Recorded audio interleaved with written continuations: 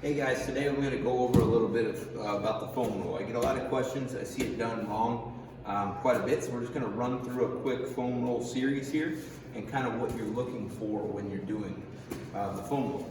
Okay, so first off, I like to start with the calves. So the calves they get the most response in the first line of the defense from the force from the floor, so they get a lot of traction all day long. The calf is going to come in basically two places. We've got the soleus, which is right below the gastroc or the calf.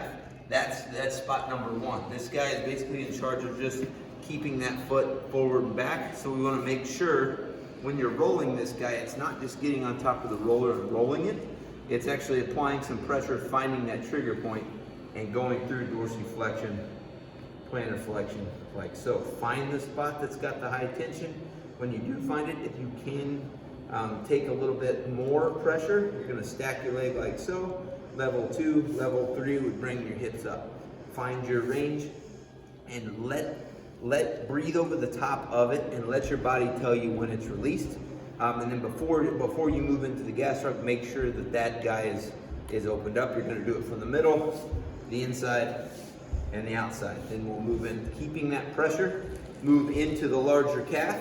From that position, this is a thicker muscle and a lot more responsive. So we've got to really flex and build into that roller to get into the muscle. Once you're in there pretty deep, we're going to apply the same force. This one probably you can add quite a bit of force on, and this one you're actually going to roll across the muscle, across those trigger points. And on the calf, you want to make sure you're getting the outside, the middle, and the inside. Find the spot that bothers you the most and stick double time on that guy. You're gonna spend some time on this, some days more, some days less. Use it similar, I call it like a toothbrush. So you wanna do it almost every day. That's not with brush your teeth, you wanna do it every day. But you definitely, early days, you wanna foam roll every day and spend a little extra time on those troubled areas. Lastly, we'll flip over to the front side, the tibialis. We're gonna go towards the front, and you're gonna roll across the front of that shin towards the lateral side of the shin. Level 1, level 2. Same thing applies. You find the stick point, you're gonna flex your foot, relax. Flex the foot, relax. Flex the foot, relax.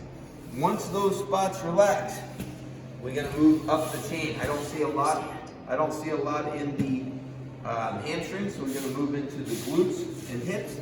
This should be pretty quick. You're gonna sit on top, lean into that glute. You're gonna get right in the middle of the butt and roll. If you need a little more, raise the leg. If you need even deeper, you're gonna cross the leg. Roll into that guy. Same thing when you find the stick point. Maybe add a little traction, move it around, find the spot that bothers you, and just sit on those spots and breathe and relax over those trigger points and get them to release. Once you get both sides there, you're gonna move into the upper back. This one, very important to make sure that we're exposing those muscles underneath the scat too. So we're gonna try to keep the elbows pointed straight ahead, pop your hips up, and go all the way across the T-spine, making sure that we find any troubled areas and spend time in them, just like we did with the calves and glutes. Most of the time, and try not to go past the bottom rib on these guys. Most of the time that's gonna feel pretty good, similar to like a massage. That should be like a daily go-to. Now, last but not least is gonna be the big muscles of the quads. These are very, very uncomfortable, so slowly build force into these guys. It's not just about smashing how much pain you can take. It's about slowly letting yourself relax over the top of the roller and let the roller do the work. So I like to start from the top up into the hip flexor. Use the opposite leg as kind of an anchor to drive the whole movement. You have 3 points of contact. You can dictate how much weight you want to put into that leg.